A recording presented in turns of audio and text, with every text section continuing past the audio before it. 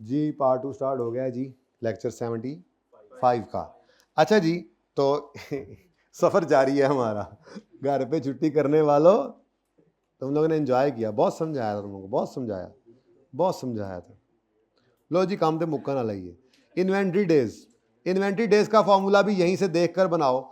अभी थोड़ी देर पहले हमने क्या देखा? Average debtors over credit sale, average creditors over credit purchase. अब average inventory over cost of sale, average inventory over cost of sale, आसान है जी। तो इन्वेंट्री डेज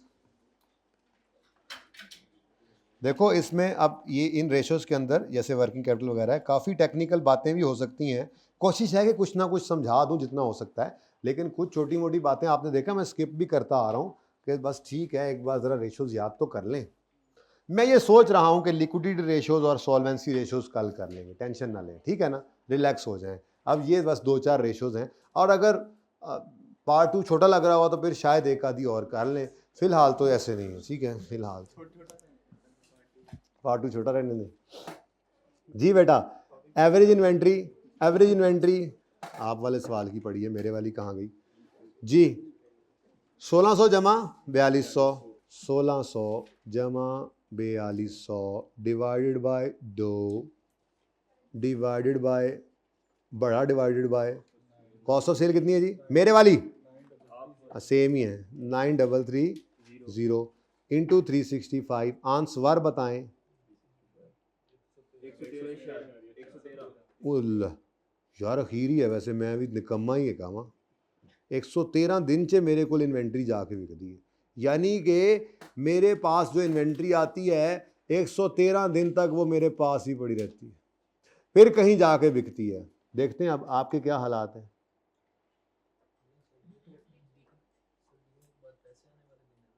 ना जनी ना, ये तो बिकने के बाद वाली बात ही नहीं है, ये तो बिकने से पहले वाले दिन है। ये तो ये वाले ये वाले 10 दिन है, ये वाले। ये इन्वेंट्री में कितना अरसा चीज पड़ी रही। अब भाई 1 जनवरी को मोबाइल इसने खरीदा, अब ये इसकी इन्वेंट्री बन गई। कब तक इन्वेंट्री में पड़ी रही है आइटम? तो ये इन्वेंट्री डेज है। पैसे आने वाला टाइम ये है जब इन्वेंट्री खत्म हो गई, डेटर बन गया। अब डेटर जिस दिन बना उस दिन से लेके डेटर, यहां इस दिन को डेटर बन गया था, जिस दिन चीज बेचेंगे उस दिन डेटर बनेगा। तो इन्वेंट्री डेज जिस दिन चीज आई थी और जिस दिन चीज गई, इसके दरमियानी अरसे को इन्वेंट्री डेज कहा जाता है, ठीक है। तो इन्वेंट्री डेज का फार्मूला ये था। अच्छा जी, आपका क्या हाल है? माशाल्लाह, सुबहान अल्लाह, माशाल्लाह। आपके तो भाई डेटर्स, आपके तो भाई इन्वेंट्री फटाफट ही बिक जाती है 53 दिनों में ही। कमाल है माशाल्लाह जी। अब इसको कैसे लिखेंगे? इन्वेंट्री ऑफ, वो डेटर्स की तरह से कन्वर्जन वाला यहां पे भी लिखा जा सकता है। Inventory of company X is converted into cash ना सेल, ठीक है ना। ये बात, इन्वेंट्री डेज जब इन्वेंट्री बनी थी और जब सेल बन गई। जब सेल बन जाती है तो इन्वेंट्री से निकल जाती है, इन्वेंट्री क्रेडिट हो जाती है। कैश आ गया तो कैश डेबिट, और अगर कैश नहीं आता होता तो डेटर डेबिट हो जाता है, ठीक है ना। 2 एंट्रीज हुआ करती हैं, debtor debit, sale credit, cost of sale debit, inventory credit, वो मुझे पता है। लेकिन छोड़ें फिलहाल इस बात को। इन्वेंट्री खत्म हो गई और कोई ना कोई एसेट दूसरा बन जाता है, कैश या डेटर, ठीक है ना। तो मैं क्या कहूंगा कि inventory of company X is converted into sales in 113 days as compared to 53 days of company Y. Therefore, I am better. पड़ी उल्ली लग जानी है इन्वेंट्री को मेरी को, मैं बेटर हूं। फंगस, उल्ली मतलब फंगस जी। तो बड़े इन्वेंट्री खराब कर लेनी है मैंने, मैं ऐसे कह रहा हूं I am better, you are better. आप लोग जल्दी अपनी इन्वेंट्री को सेल में कन्वर्ट कर लेते हो। जितनी दफा जल्दी आप सेल में, देखो एक तो ये डेटर पैसे जल्दी दे दें, और एक ये आप चीज खरीद कर आगे बेचने में कामयाब जल्दी हो जाएं। तो जितना जल्दी ये काम कर लेंगे उतना जल्दी नई इन्वेंट्री लाएंगे, उतनी जल्दी फिर दोबारा बेचेंगे। मैं साल में शायद 2 दफा बेचूंगा चीजें खरीद कर, और आप साल में जो है वो 5-6 दफा बेच लेंगे। बात समझ आ रही है? फर्क है ना। चले तो लिखें जी इसको ये 113 और 53 बड़ा फ़र्क है यार, वैसे इतना है भी सही, पता नहीं कि नहीं, आपने मुझे आगे लगाया वैसे ही।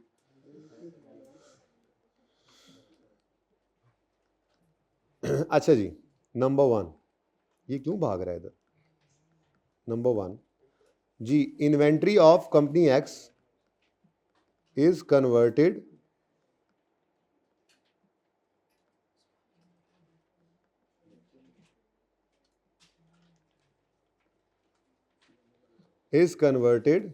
into sales in 113 days as compared to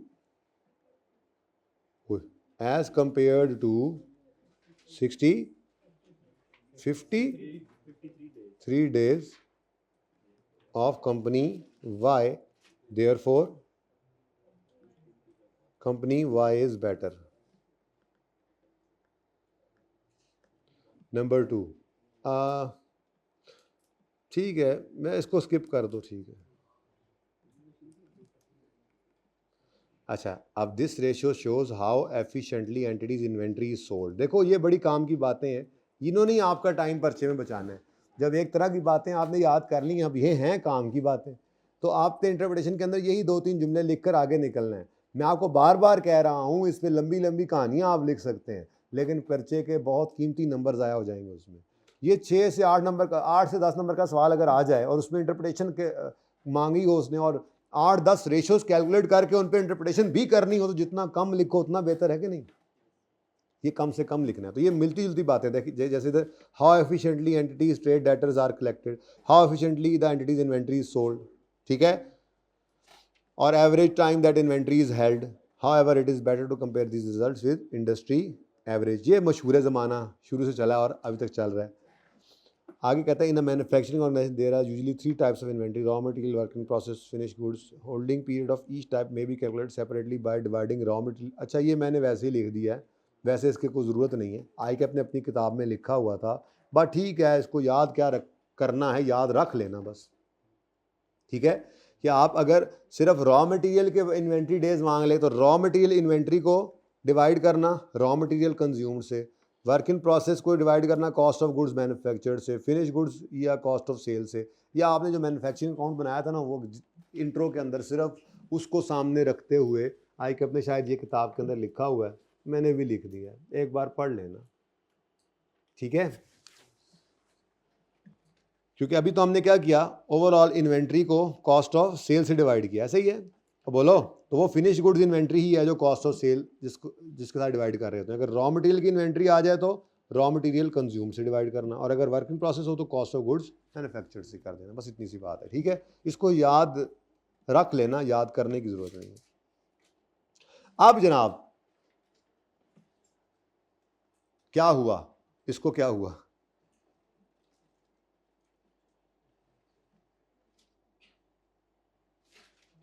इसको कुछ हो गया,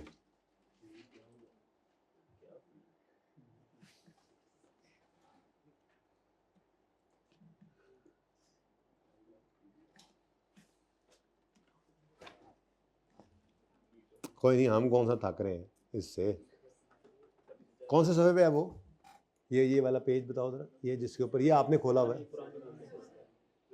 हाँ 7-9।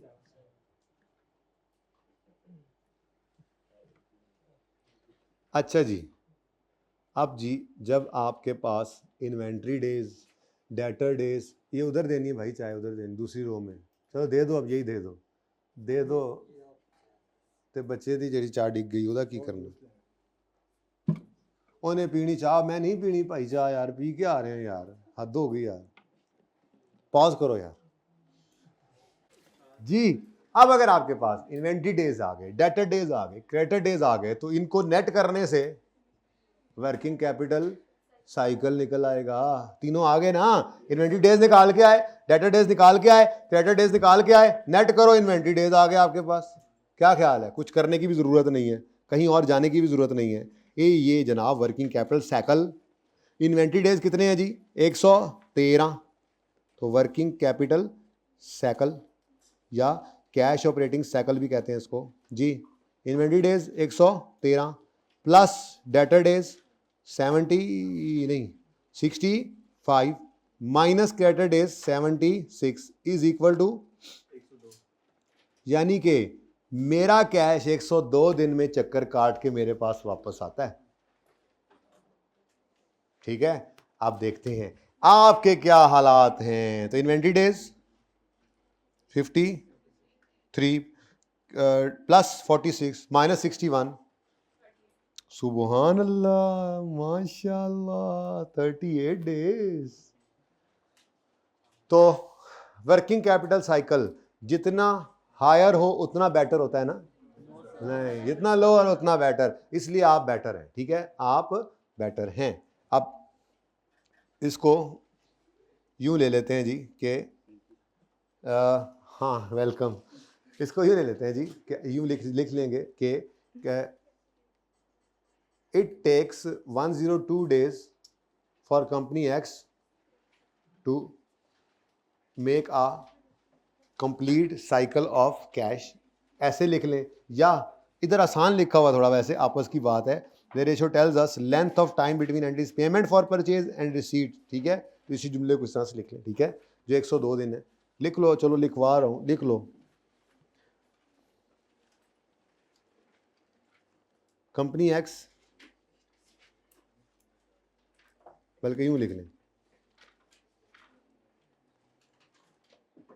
इट टेक्स, कितने दिन है जी मेरे 102, इट टेक्स 102 days फॉर, बल्कि यही लिखें ऊपर वाला, ज़्यादा आसान वही लग रहा है। खैर कट दो, की हो गया कि लैन ही काट दो जी, ऊपर वाला ही लिखो, ज़्यादा आसान लग रहा है। ठीक है,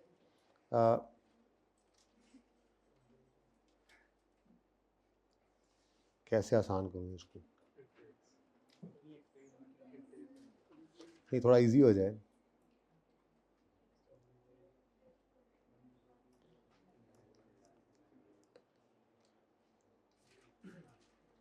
company x length of time, वही आसान लग रहा है और कोई आसान नहीं बन रहा। बिटवीन वफात पा गया मुझे लगता है, और वो लिख नहीं रहा। बिटवीन, हाँ छुट्टी करवाता हूँ, entities company x length of time between payment, लिख ले being payment, between payment for purchase and receipt of, ज़रा अजीब से लिख रहा है ये, चलो गुजारा करो, and receipt of cash from debtors is 102 days as compared to कितने days, 38 only days of company Y, therefore company Y is better। अब ये भी बहुत इंपॉर्टेंट है इसकी इंटरप्रिटेशन, इसको चलो स्किप कर दो आप, वहाँ आपने लिख दिया लोअर को बेटर, इसको साइकिल ऑफ कैश ही कह लें तो बेहतर है, जो उन्होंने नाम रखा हो। अच्छा ये जी पॉइंट 2 बड़ा इंपॉर्टेंट है। The length of working capital cycle should be monitored over time. The cycle should not be allowed to become unreasonable in length which has risk of over investment और अंडर इन्वेस्टमेंट। ठीक है जी, ये इंशाल्लाह किसी वक्त पढ़ेंगे। फिर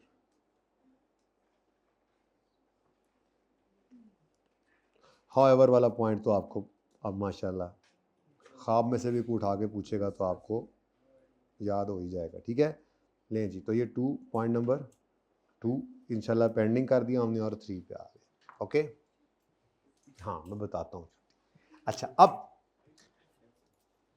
वर्किंग कैपिटल रेशोज 4 तो हो गई, जिसमें हमने सिर्फ याद कौन सी की है, मेरे ख्याल में तो डेटर डेज याद की है, average debtors over credit sales. फिर क्रेडिटर डेज के लिए average creditor over credit purchase हो गया, एवरेज इन्वेंट्री डेज के लिए average inventory over cost of sale हो गया, और कैश साइकिल इन सब डेज का net inventory plus debtor less creditor. ठीक है, अब 3 रेशोज और भी हैं इसी वर्किंग कैपिटल रेशियोज वाली लाइन में, और वो हैं टर्नओवर की ratios, turnover ratios, inventory turnover, debtor turnover, credit turnover. कुछ भी याद नहीं करना, मैंने जैसे आपको कहा आपने सिर्फ ये एक रेशियो याद की थी, average debtor over credit sales, ठीक है। अब जब टर्नओवर रेशियो निकालनी है ना, तो आपने क्या करना है, इस रेशियो को टर्न ओवर कर देना है, इस रेशियो को टर्न ओवर कर देना है। समझ आई बात की?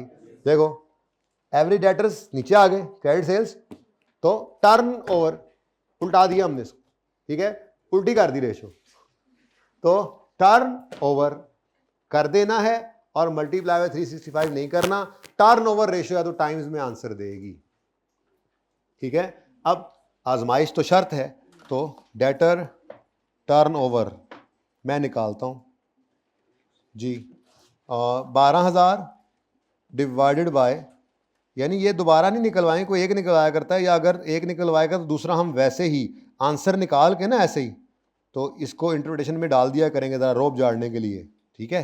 लेकिन फिलहाल निकालना तो सीखें, पहले पहले रोब झाड़ने की सोच पै जाती है, ठीक है। इसको 365 से मल्टीप्लाई ना करें, आंसर इज 5.6 टाइम्स। अब आप बताएं, ये अजीब कहानी है कि डेटर डेज तो मेरे आपके बेटर थे, कम थे, लेकिन जब टाइम्स में बारी आई तो मैं बेटर हो गया। क्यों? लोअर इज बेटर है, लोअर इज बेटर है, डेटर डेज लोअर तो बेटर थे ना। अब क्या हुआ, देखो भाई रेशियो टर्न ओवर तो डिसीजन रूल भी टर्न ओवर, सीधी सी बात, ठीक है। यहां पर लोअर बेटर था, यहां पे हायर बेटर। असल में कहानी पता है क्या है, इसका मतलब पता है क्या है, इसका मतलब यह है कि मेरे डेटर्स साल में 5.6 दफा कैश पे करते हैं या कैश में कन्वर्ट होते हैं, जबकि आपके डेटर्स साल में 8 दफा कैश में कन्वर्ट, ठीक है ना। जाहिर सी बात है कम दिन में पे कर जाते हैं तो साल में ज्यादा दफा कैश में कन्वर्ट। थक गए हो ना, बस कहानी खत्म होगी, ठीक है, बस छुट्टी देने लगो। अगर कम दिन में पैसे दे जाते हैं तो मतलब साल में ज्यादा दफा दे के जाते हैं, तो ये दफा है, ज्यादा दफा, ये ज्यादा दफा, ये कितनी दफा डेटर्स ने कैश पे किया, या कितनी दफा हमारे डेटर्स कैश में कन्वर्ट हुए, ये है डेटर टर्नओवर। तो जितनी दफा ज्यादा उतना बेटर, और ठीक है ना। तो ये टाइम्स वाली रेशियो जो है ये क्या बताएगी, अच्छा अब ये अलग से नॉर्मली नहीं आती, लेकिन नंबर्स को देखते हुए हम रोब झाड़ने के लिए, ये रेशियो तुम्हारे पास निकली पड़ी होती है, सामने पड़ी हुई है, इसी को उल्टाकर आप टाइम्स निकाल लें, ना कैलकुलेट करें, लेकिन इंटरप्रिटेशन करते हुए आप साथ में ये भी लिख दें कि डेटर डेज आर 65 डेज और 5.6 टाइम्स, उसको उस पर रोप पड़ जाएगा। कमाल है यार, टाइम्स भी आता है, ठीक है। अब ये वैसे क्या है, ये क्या बताएगा, ये यूं मैं लिखूंगा कि debtors of company X are converted into cash 5.6 times in a year as compared to 8 times of company Y. Therefore company Y is better, क्योंकि ज्यादा टाइम्स इनके डेटर्स कैश लेकर आते हैं, ठीक है। तो कहीं लिखा हुआ टर्नओवर रेशियो विच मिक्स है ना, ये इसी के साथ ही मिक्स है, इधर देखें, this ratio tells us that the debtors of entity are converted into cash in इतने डेज और इतने टाइम्स इन अ ईयर। कर लोगे ना जैसे बोला, ठीक है। तो in general lower debtor days या higher turnover is better, got it. आगे सब सेम ही है, क्योंकि ये एक ही रेशियो को बताने के दो तरीके हैं ना, तो अगली चीज तो सेम ही रहनी है।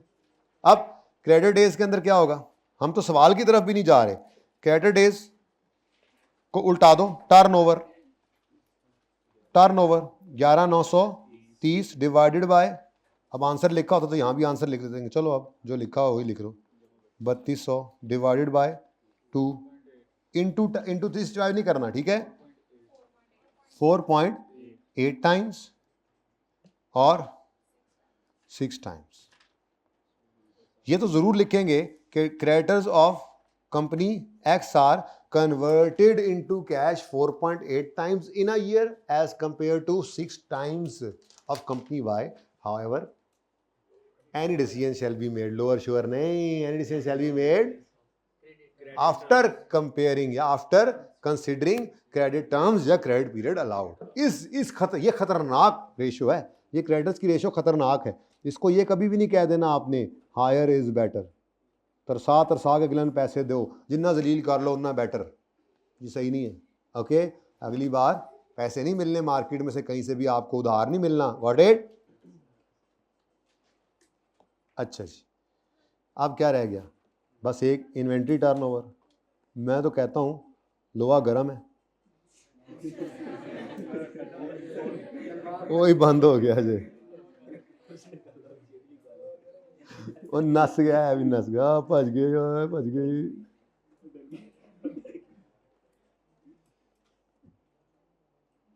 जाए डरपोका, और जाओ चाइना दे जवानों, जापानी माल ही नहीं आ रहा आजकल। इन्वेंट्री टर्नओवर, चाइना दे जवान आ रहे हैं आजकल। क्या यार बैठ के पढ़ रहे हो, एसी चल रहा है, पता नहीं, हम तो दरख्तों के भी नीचे बैठ के पढ़ते, ऐसा नहीं होता था वैसे जी। Inventory turnover 9330 1600 plus 4200 divided by 2 times. और तुसी लो जी, आप बेटर के मैं, आप बेटर हैं क्योंकि इन्वेंट्री आपकी ज्यादा दफा सेल में कन्वर्ट होती है। ठीक है, तो inventory of company X is converted into sales 3.2 times in a year as compare to 6.9 times in a year of company Y, therefore company Y is better. ठीक है, और सही है। कुछ खास काम किया नहीं आज हमने वैसे, या इतनी आसान सी ये रेशोज थी, ये 7 रेशो, सिर्फ ये यार, सिर्फ 4 रेशो।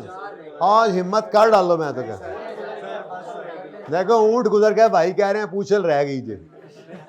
अच्छा, कितने बच्चे कहते हैं ये अगली 4 भी करके ही छुट्टी करेंगे? सुभान अल्लाह। एक मिनट, लेट मी काउंट 1 2 3 4 5 6 7 8 9 10 11 12 13 टुट पैने हो, बाकी भी हाथ खड़े, 14 15 16 17 18 19 20 21 22 23, हाथ नीचे कर लें। कौन कहते हैं छुट्टी कर लें, बाकी ये कल करेंगे? अब ये भी गिनती कर दें, 4 6 7 8, हाँ जी कल करेंगे, 9 10 11, भाई तो 2 हाथ खड़ा कर लिया सी नहीं, 11 12 13 14 15, इधर 16 17, इधर 18, बंदा बन, बात से क्यों खड़े, बार बार ना खड़ा करो, 19 20, फिर भी जीत गए हैं जो बच्चे कह रहे हैं कि आज ही कर लें। तो 4:15 तक तो बात हुई है हमारी। ठीक है, आपस में कितनी देर की होगी यार रिकॉर्डिंग? अभी तो 24 मिनट्स की हुए, इतना मुनासिब भी नहीं लगता छोटा पार्ट, 45 मिनट्स तक हो जाए। अच्छा चलो ऐसा करते हैं, ये बहुत आसान है, ये मुश्किल है, वैसे मुश्किल तो ये भी नहीं है, लेकिन ये बहुत आसान है, ये बहुत आसान है और बहुत इंपॉर्टेंट है। बस ये कर लो फिर छुट्टी, डन, फाइनल।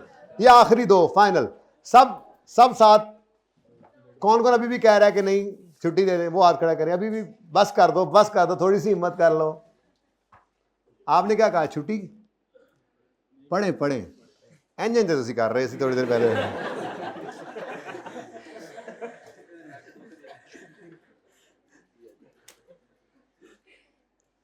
अच्छा जी, ये बहुत आसान रेशोज हैं, चलें।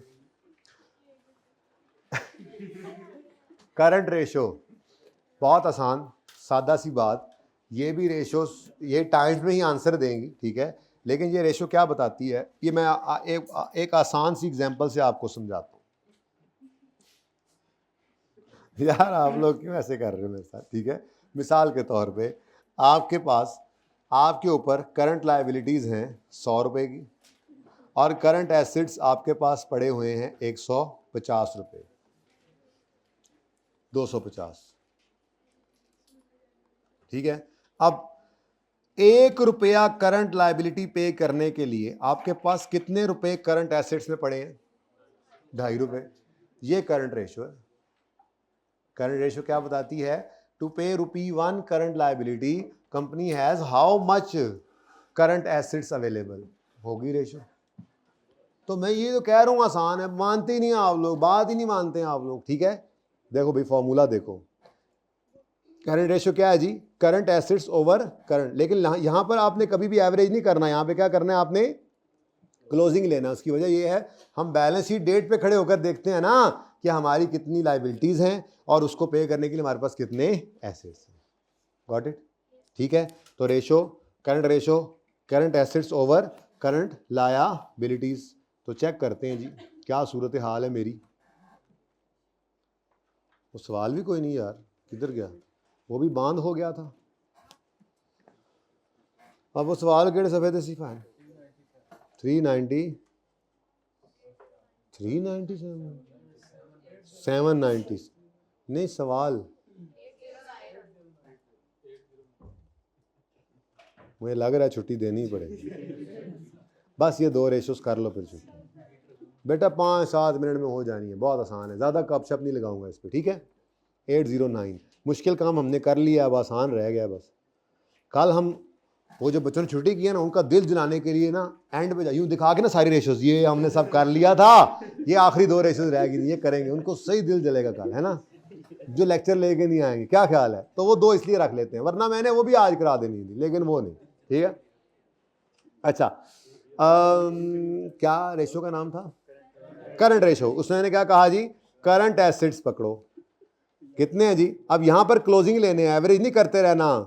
एवरेज डेटर्स, हमने एवरेज लायबिलिटीज नहीं पे करनी। ठीक है, ये टोटल है, सॉरी करंट है, ये पड़ा, ये निका सारा ही उत्ते जाना सी। ठीक है, 8900 और करंट लायबिलिटीज हैं ये 3800। तो मैं अपने सवाल में आया और मैंने कहा जी मेरी करंट रेशो क्या है?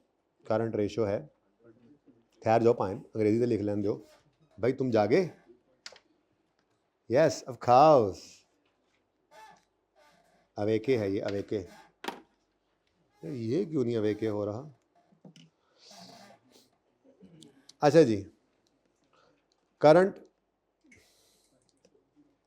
मैं खुश हो गए जो शुरू किया है काम, तो कोई नहीं, बस यही करता रहूं मैं, यही करता रहूं। करंट रेशो, आपके ख्वाब शर्मिंदा ताबीर नहीं हो सकते, कोई ना कोई पेन तो चलता ही रहेगा, वरना मैं उधर चला जाऊंगा, बोर्ड तो है ही। ये तो इसलिए यहाँ पे लिख रहा हूँ कि आपकी रिवीजन के लिए ज़रा ये फार्मूला सामने रहें कभी भी ओपन करने हो तो। ठीक है, ये भी रेशो तो ऐसे ही होता है, ज़बानी कलामी पे लिखवाया करूँगा, सवाल चेक किया करूँगा, सुना करूँगा। मार पड़ने के दिन शुरू हो रहे हैं यार, एक ज़रा इधर छोटी भी रखवाओ। ठीक है जी बेटा, मौला बख्श। करंट एसिड्स कितने हैं जी? 8900। क्लोजिंग लेने, क्लोजिंग, और करंट लायबिलिटीज 30। तो कितना आंसर है? 2.3:1। इस तरह से भी लिख लेते हैं, 2.3 टाइम्स भी लिख लेते हैं। ठीक है, अब आप ज़रा अपना आंसर बताएं तो फिर अगली बात करते हैं। 1.2:1।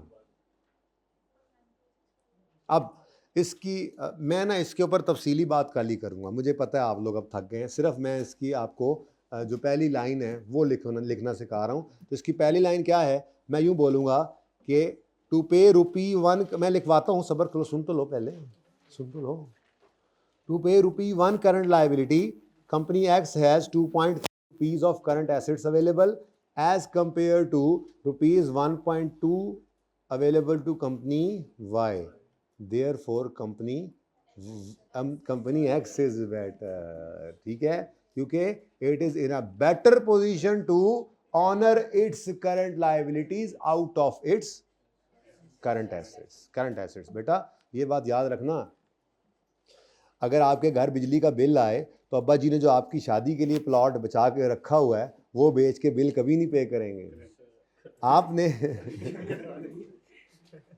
वो तो आप कटवाएंगे ना कि बिजली बगैर रह लेना है, लेकिन हुन प्लाट ही बेचन देना है जी जी। तो आपको अपनी करंट लायबिलिटीज़ को अपने करंट एसेट्स में से ही मैनेज करना होता है। अगर आप यहाँ इस ये नौबत आपकी आ चुकी है कि आप अपनी करंट लायबिलिटीज़ को पे करने के लिए कोई ये नॉन करंट एसेट्स को बेचने में मजबूर हो रहे हैं, तो मतलब फिर आप बोरिया बिस्तरा समेट लें, आपका बिजनेस अब बड़े खतरे में जा रहा है। आपको वर्किंग कैपिटल के इश्यूज आ रहे हैं, इसको कहते हैं वर्किंग कैपिटल के इश्यूज आने, कि आप अपनी करंट लायबिलिटीज़ को करंट एसेट से पे नहीं कर पा रहे। ठीक है, अब बात समझ आई? तो अब इसको मैं यूँ लिखूंगा, 2.3 और 1.2 याद रखना। करंट रेशो मैं यूँ लिखूंगा जी, number 1 point, company X has rupees कितना था मेरा 2.3, कंपनी एक्स, बल्कि यूँ लिखा था, सॉरी मैंने यूँ बोला था, टू पे ₹1, टू पे RE1, to pay ₹1 current liability, company X has कितने जी, 2.3 rupees 2.3 of current assets to pay ₹1 current liability, company X has rupees 2.3 of current assets available as compared to rupees 1.2 of current assets available to company Y. Therefore, आगे लिखो, आगे जगह मेरी ख़त्म हो गई है। Therefore, असल में ये पेन सही नहीं चल रहा। Company X is in a better position. Therefore, company X is in a better position, जान दे हो गया, राल अब गया, is in a better position to honor its current liabilities out of its current assets. Full stop. अच्छा, अब अगली बात भी एक है, बाद में लिखना, करंट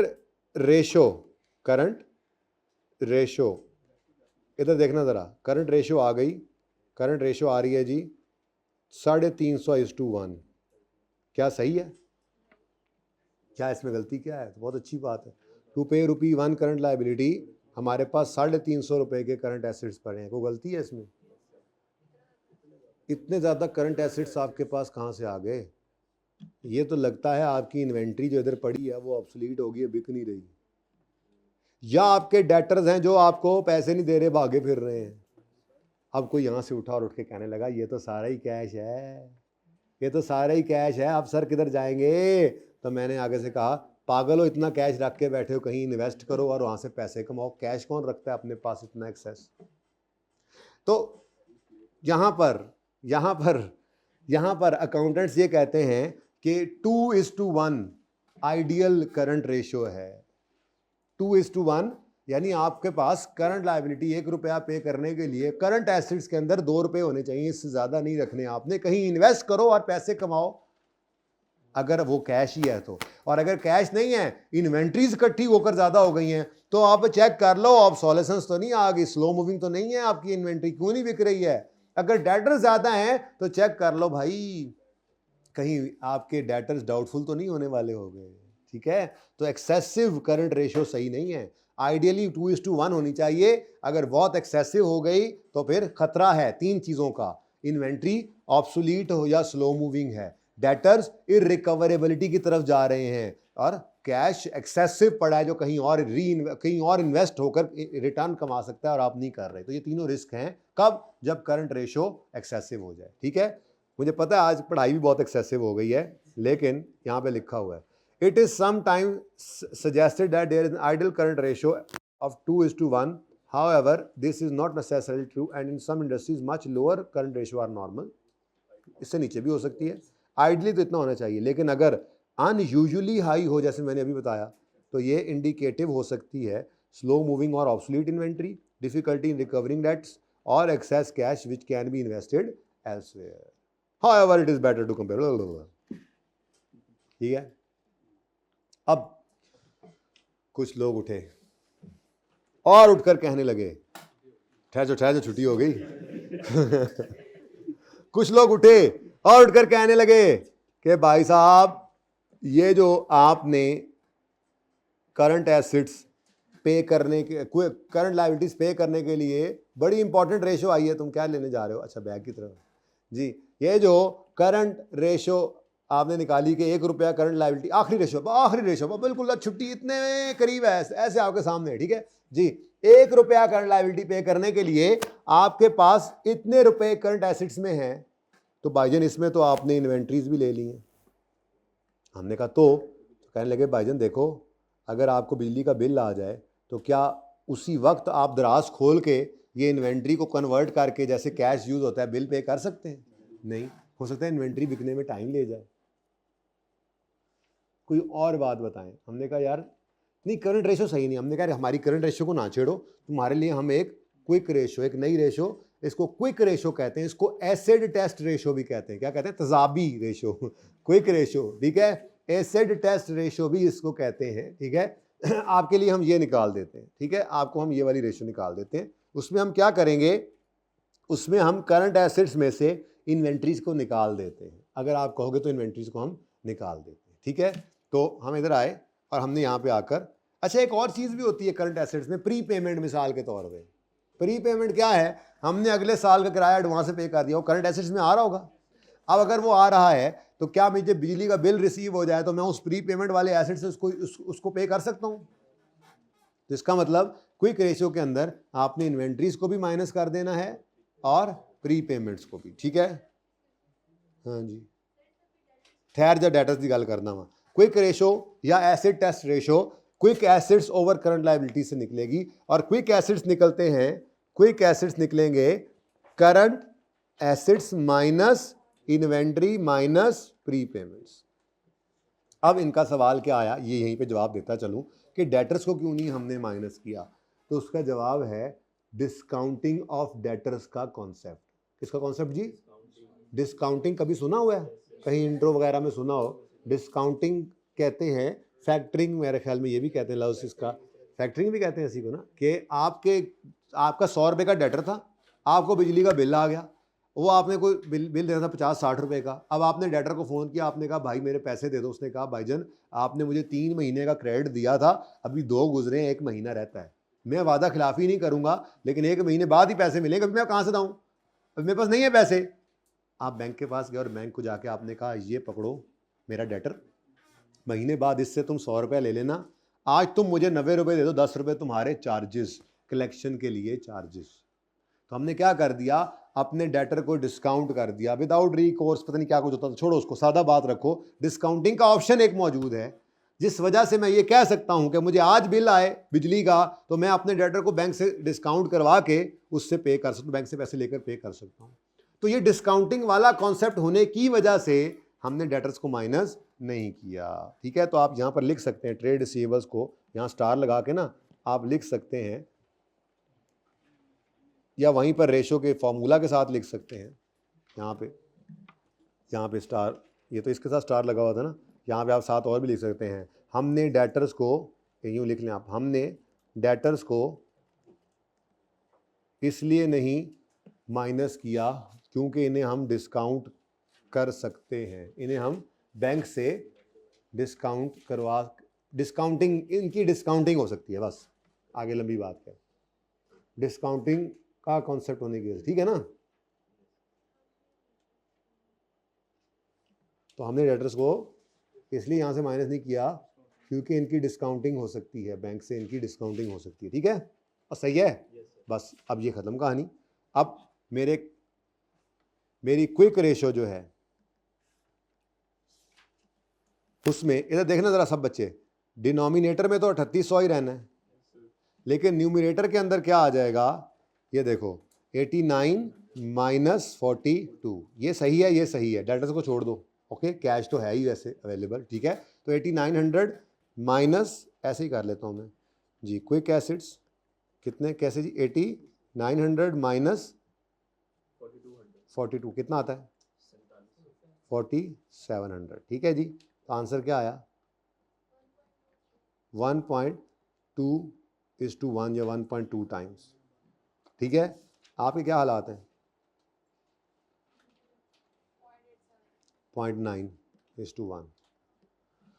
लो जी, आपकी तो एबिलिटी कोई नहीं है लाइबिलिटी, करंट लाइबिलिटी को क्विक एसिड से पे करने की गरीबो, आपकी तो एबिलिटी नहीं है कि आप अपने क्विक एसिड से करंट लाइबिलिटीज को पे कर सकें। ठीक है, चलो अब इसके बारे में कैसे लिखेंगे? हम यूँ लिखेंगे वहाँ जाके लिखते हैं। अच्छा इधर ही है 1.2 और 0.9, हर जगह बेटर आ रहे थे, अच्छे भले हैं, क्या हो गया एकदम से वक्त बदल गया, जज्बात बदल गए जी। To pay ₹1 current liability, company X has 1.2 rupees 1.2 of quick assets available as compared to rupees 0.9 available to company Y. Therefore company X is better. Company X is better. Company X is, ये ऊपर वाली लिख लें, इन a better position, आगे लिखते जाओ, चलो देखते जाओ, मैं भी लिख, in a better position to honour its current liabilities out of its quick assets, and company Y is unable to do so. ठीक है, अच्छा अब ये भी कोई आइडियल लेवल होगा, जैसे अभी करंट रेशियो का आइडियल था 2:1, तो इसका क्या है, अकाउंटेंट्स कहते हैं ये 1:1 हो तो ठीक है, इससे ज़्यादा एक्सेसिव हो तो और कुछ नहीं, कैश तो पड़ा है ना, डेटर्स तो पड़े हैं ना, इरिकवरेबिलिटी का डर है, कैश ज़्यादा पड़ा है तो वेला क्यों पड़ा है, कहीं और इन्वेस्ट कर दो, और ठीक है, तो it is some time suggested that there is an ideal quick ratio of 1:1. An unusually high quick ratio may be an indicative of excess cash that can be invested elsewhere. However, it is better to compare. ठीक है जी, done जी। तो ये जनाब आपकी सिर्फ और सिर्फ 2 ratios अब रह गई हैं, तो ज़रा एक बार देख लें इनको, ये 10 रेशोज़ प्रॉफिटेबिलिटी रेशोज़ हैं। ओके जी,